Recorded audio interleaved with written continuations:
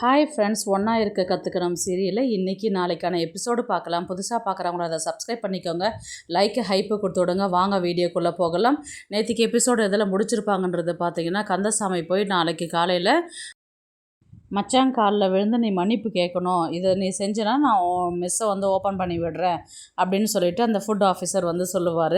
இவங்க வந்து அடுத்த நாள் பொழுது விடியும் போகும்போது வந்து பார்த்திங்கன்னா எல்லாருமே வந்து அந்த ஃபுட் ஆஃபீஸர் வந்து எல்லாருமே கை தட்டி கூப்பிட்டு எல்லோரும் இங்கே வாங்க, ஒரு குறும்படம் காமிக்கிறேன் அப்படின்னு சொல்லிட்டு சொல்லுவாங்க. அதுக்கப்புறம் அவர் மச்சான் என்ன சொல்லுவார், ஏன்பா அன்றைக்கி சண்டை போட்டானே அவன் வரலையா அப்படின்ற மாதிரி கந்தசாமி பையன்கிட்ட குமரங்கிட்ட கேட்பார். அவர் வரலைங்க ஐயான்னு. அவன் தானே என்னை அடித்தான், அவன் எல்லாம் இந்த இடத்துல நின்று இருக்கணும், அவன் எங்கே போயிட்டான் அப்படின்ற மாதிரி தான் வந்து கேட்பார். அடுத்த செகண்ட் வந்து சரி சரி டைம் ஆகிடுச்சு பாரு காலில் விழுன்னு. உடனே வந்து அந்த மச்சான்றவர் வந்து என்ன சொல்லுவார்னா, இதை வந்து ஒரு வீடியோவாக எடு, அப்போ தான் என் வாழ்நாளில் இதை பார்த்து பார்த்து நான் ரசிக்க முடியும் அப்படின்னு சொல்லிட்டு சரி சரி இருங்க அப்படின்னு சொல்லிட்டு இவர் ஃபோனை ஆஃபீஸர் வந்து ஃபோனை பேக்கெட்லேருந்து எடுப்பார். எடுத்ததுக்கப்புறம் வந்து பார்த்திங்கன்னா அவர் கால் பண்ணுவார். யார்? முருகன் கால் பண்ணார். ஃபஸ்ட்டு வாட்டு கட் பண்ணுவார். எவன்டா இந்த நேரத்தில் கால் பண்ணுறது அப்படின்னு சொல்லிட்டு திரும்பவும் கட் பண்ணுவார். திரும்பவும் யார் அடிச்சுக்கிட்டே இருக்கிறதுன்னு சொல்லிட்டு புது நம்பராக இருக்குதுன்னு சொல்லிட்டு ஆன் பண்ணி, நான் உனக்கு ஒரு குறும்படம் அனுப்பியிருக்கிறேன், அதை நீ பார்க்குறியா அப்படின்ற மாதிரி தான் வந்து முருகன் வந்து சொல்லுவார். என்ன குறும்படம்னு சொல்லிட்டு ஓப்பன் பண்ணி பார்த்தாக்கா இவரும் அவங்க செகண்ட் ஆளும் வந்து டான்ஸ் ஆடின்னு இருக்கிறத வந்து இவர் வீடியோ எடுத்திருப்பார். என்ன நல்லா இருக்குதா அப்படின்னு சொல்லிட்டு இவர் பார்ப்பார். பார்த்து முடிச்சோடனே அதிர்ச்சி ஆகிட்டு, ஐயோ யாரா நீ அப்படின்ற மாதிரி கேட்டதுக்கு, உனக்கு என்ன வேணும் அப்படின்னு சொல்லி கேட்டதுக்கு டைரெக்டாக பாயிண்ட்டுக்கே வந்துட்டேன். இப்போ கந்தசாமி இருக்கிறாரு இல்லையா, அவர் வந்து உன் காலெல்லாம் விழக்கூடாது, நேராக போயிட்டு மெஸ்ஸை திறந்து விட்டு அவர் கல்லாப்பட்டையில் உட்கார வைக்கணும், உனக்கு 10 நிமிஷம் தான் டைம் உனக்கு, அப்படி இல்லைன்னா இந்த வீடியோவை வந்து உன் மச்சானுக்கும் உன் ஒய்ஃபுக்கும் அமுச்சு விட்ருவேன் நான் அப்படின்னு சொல்லிட்டு முருகன் சொல்லும்போது வித்தின் செகண்டே வந்து காலை விழ வர வர வந்து கந்தசாமியை நிறுத்துங்க அண்ணாண்ணா, காலெல்லாம் விழ வேணாம், ஒரு நிமிஷம் வாங்க நம்ம மெஸ்ஸுக்கு போகலாம், நான் திறந்து விடுறேன் வாங்க அப்படின்னு சொல்லிட்டு கேட்டதுக்கு இவர் மச்சான் வந்து என்னாச்சு, ஏன் கந்தசாமி கூட்டிகிட்டு போகிற, ஏன் காலில் விளையாட, இப்போ அதெல்லாம் முக்கியம் இல்லைங்க, அதை விட பெரிய முக்கியமான தலை போகிற விஷயமே நடந்து போச்சு, இப்போதைக்கு அதெல்லாம் பேசவே கூடாதுன்னு சொல்லிட்டு நேராக கந்தசாமி கூட்டிகிட்டு போயிட்டு மெஸ்ஸில் அது எல்லாத்தையுமே அந்த சீல் எல்லாத்தையுமே எடுத்து விட்டுட்டு கடையை ஓப்பன் பண்ணி நேராக கொண்டு வந்து உள்ளே விட்டுட்டு அவர் பாட்டுன்னு கிளம்பி வந்துடுவார். இப்போ வந்து கந்தசாமி வந்து அழுதுகிட்டே உள்ளே வருவார். என்னாச்சுங்க, ஏங்க அழுவுறீங்க, அதுதான் ஓப்பன் பண்ணியாச்சு இல்லையா அப்படின்ற மாதிரி வந்து கேட்டதுக்கு லக்ஷ்மி கேட்பாங்க. உடனே அந்த என்னன்னு நினச்சேனே தெரியல, அந்த கடவுள் தான் கண்ணை திறந்து பார்த்துருக்குறாரு அப்படின்னு சொல்லிட்டு கந்தசாமி சொல்லுவார்.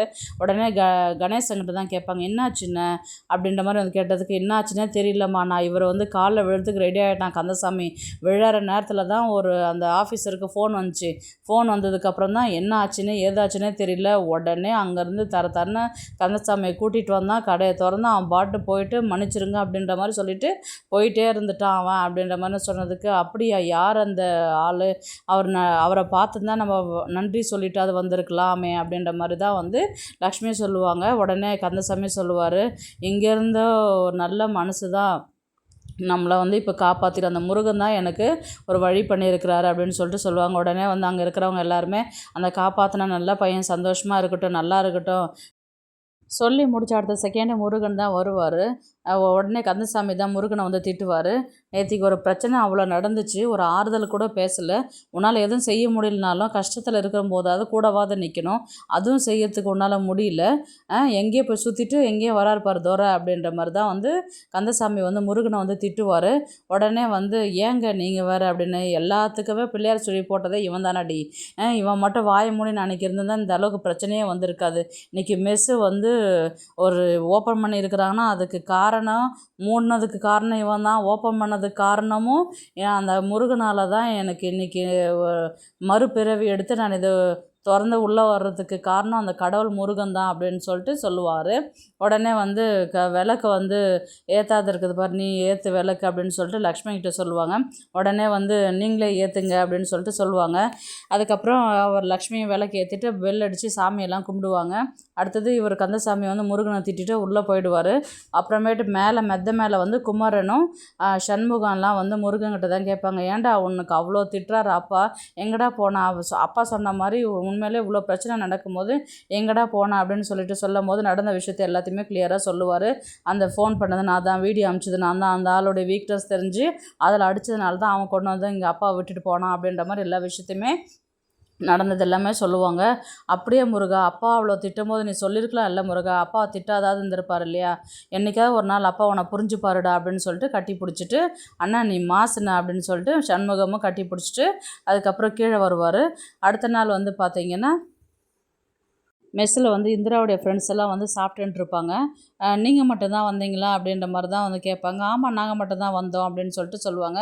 திரும்பவும் சாமான்லாம் வாங்கிட்டு வருவார் இல்லைங்களா, அதை கொண்டு போயிட்டு உள்ளே வச்சுட்டு வந்துட்டு மறுபடியும் நீங்கள் மட்டும்தான் வந்தீங்களா, அவங்க வரலையா அப்படின்ற மாதிரி கேட்டதுக்கு அவங்களுக்கு உடம்பு சரியில்லை அப்படின்னு சொல்லிட்டு ஒரு ஃப்ரெண்டு சொல்லுவாங்க. உடம்பு சரியில்லையா என்னாச்சு அப்படின்னு சொல்லி கேட்டதுக்கு, ரொம்ப பயப்படாதீங்க பதறாதீங்க, சாதாரண தலைவலி ஜுரம் தான், ரெஸ்ட் எடுத்துன்னு இருக்கிறா, மற்றபடி வேறு ஒன்றும் இல்லை, நாங்கள் சாப்பிட்டுட்டு அவளுக்கு டிஃபன் வாங்கிட்டு போகிறதுக்கு தான் நாங்கள் வந்தோம் அப்படின்ற மாதிரி தான் அவங்க ஃப்ரெண்டு வந்து சொல்லுவாங்க. அப்படிங்களா அப்படின்னு சொல்லிட்டு இவங்க என்ன பண்ணுவார், இவர் உள்ளார போயிட்டு இந்திராவுக்கு தான் வந்து கால் பண்ணுவார்.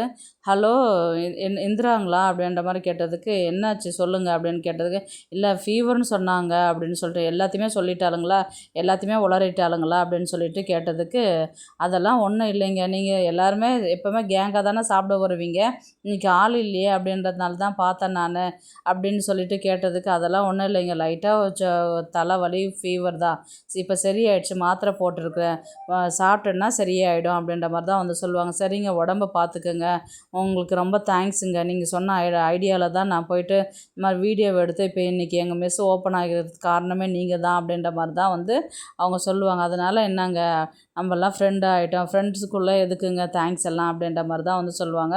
இவர் வந்து சிரிச்சுக்கிட்டு, சரிங்க நான் ஃபோனை வைக்கிறேன், உடம்ப பார்த்துக்குங்க, ரொம்ப முடியலன்னா சொல்லுங்கள், நான் வேணால் வந்து ஹாஸ்பிட்டலுக்கு கூட்டிகிட்டு போகிறேன் அப்படின்னு சொல்லிட்டு முருகன் வந்து இந்திரா கிட்ட சொல்லிவிட்டு ஃபோனை வைப்பார்.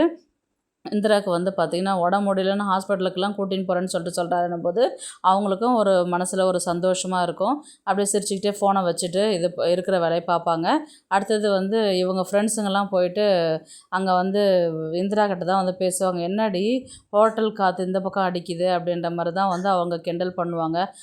அதெல்லாம் ஒன்றும் இல்லடி, ஜஸ்ட்டு ஒரு ஃப்ரெண்டாமாண்டி அப்படின்ற மாதிரி அவங்க ஃப்ரெண்ட்ஸுங்கெல்லாம் வந்து கலாய்ச்சிக்கிட்டு பேசிகிட்டு இருப்பாங்க. இல்லை விசாரித்தாங்க, உடம்பு சரியில்லைன்னும் போது சாப்பாடு எக்ஸ்ட்ரா வச்சு இட்லி கட்டுறாரு, சட்னி வச்சு கட்டுறாரு, இதை சாப்பிடுங்க அதை சாப்பிடுங்கன்றாரு, உடம்பு நீங்கள் கூட்டின்னு போனீங்களா ஹாஸ்பிட்டலுக்கு போனீங்களா, ரொம்ப தான் அடி அக்கறை அப்படின்ற மாதிரி தான் வந்து அவங்க ஃப்ரெண்ட்ஸுங்கெல்லாம் வந்து பேசுவாங்க. அதெல்லாம் ஒன்றும் இல்லடி, போங்கடி நீங்கள் அப்படின்ற மாதிரி தான் வந்து இவங்க சிரிச்சுக்கிட்டு வெளியில் வர மாதிரி தான் காமிப்பாங்க. வெள்ளம் வந்தாச்சு எங்களுக்கும் தெரிஞ்சாச்சு, இப்போது ஹோட்டலில் போயிட்டு ராஜ்யம் பண்ண போறியா அப்படின்ற மாதிரி தான் வந்து அவங்க ஃப்ரெண்ட்ஸுங்கெல்லாம் கேட்பாங்க. அதெல்லாம் ஒன்றும் இல்லடி, நீங்களே எதாவது தப்பாக நினைக்காதீங்கடி, இருக்கிற வேலையை போய் பாருங்கடி அப்படின்ற மாதிரி தான் வந்து இந்திரா வந்து சொல்லுவாங்க. அடுத்தது வந்து இவங்க கந்தசாமியும் லக்ஷ்மியும் தான் வீட்டில் வந்து பேசுகிற மாதிரி இருக்கும். இன்றைக்கி ஹோட்டல் திறந்ததே வந்து பெரிய விஷயமா இருக்குது, இன்றைக்கி திறந்தனால தான் இன்றைக்கி என் உயிரே என்கிட்ட இருக்கிற மாதிரி இருக்குது, இன்றைக்கி நான் நிம்மதியாக படுத்துன்னு தூங்குவேன் நான் அப்படின்ற மாதிரி தான் வந்து கந்தசாமி சொல்லுவார். தெரியுங்க எனக்கு, நீங்கள் உங்கள் ஸ்டார்டிங்லேருந்து இப்போ வரலையுமே நீங்கள் உங்கள் உழைப்பை அதில் போட்டிருக்கிறீங்க, உங்கள் கஷ்டம் எனக்கு அது தெரியும், ஏன்னா நான் உங்கள் கூடவே இருந்து பார்த்துருக்குறேன்ல அப்படின்ற மாதிரி தான் வந்து இவங்க லக்ஷ்மி சொல்லுவாங்க. என்ன பண்ணுறது லக்ஷ்மி, இப்போது நான் ஹோட்டல்லாம் மூடிட்டு இனி திறக்கவே முடியாதா, இந்த பிரச்சனை எப்படி போகும் அப்படின்ற மாதிரி நான் ரொம்பவே பயந்துட்டேன் லக்ஷ்மி. நான் ஏதோ கடவுள் புண்ணியத்தில் நம்ம இன்றைக்கி ஓப்பன் பண்ணிவிட்டு நிம்மதியாக இருக்கிறதுக்கு காரணம் அந்த முருகன் தான் அப்படின்ற மாதிரி வந்து சொல்லுவாங்க. இதை வந்து முருகன் வந்து அந்த பின்னாடி ஜன்னல் பக்கமாக கிராஸ் ஆகி போகும்போது அவர் அதை திரும்பவும் அதை கேட்குற மாதிரி இருக்கும், இவர் சிரிச்சுக்கிட்டே இருக்கிற மாதிரி இருக்கும், அப்படியே எபிசோடு முடிக்கிற மாதிரி இருக்கும். பார்க்கலாம் கதையை வந்து எப்படி எடுத்துகிட்டு போகிறாங்கன்றது. இந்த வீடியோ உங்களுக்கு பிடிச்சிருந்தா ப்ளீஸ் லைக் பண்ணுங்கள், ஷேர் பண்ணுங்கள், சப்ஸ்கிரைப் பண்ணுங்கள். தேங்க்ஸ் ஃபார் வாட்சிங். இந்த வீடியோ உங்களுக்கு பிடிச்சிருந்தா ஒரு லைக் போடுங்க, நம்ம சேனலை சப்ஸ்கிரைப் பண்ணுங்க.